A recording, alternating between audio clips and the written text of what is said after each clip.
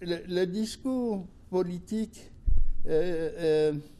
qui est un discours utilitaire, n'est-ce pas, va se donner avec raison des objectifs. Par exemple, obtenir le droit de vote, ou obtenir des avantages sociaux, obtenir des allocations familiales ou des choses comme ça.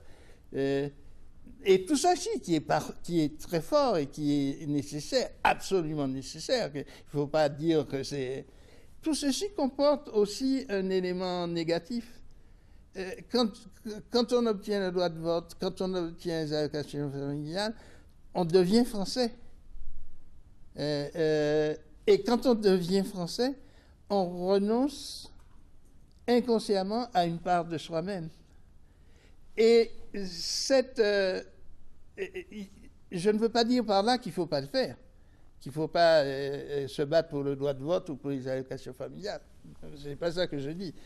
Je dis simplement qu'en faisant ça, il faut accompagner ça d'un travail sur l'imaginaire, d'un travail sur le sensible, d'un travail sur la capacité de relation avec son entour qui ne peut pas être pris en compte par le politique.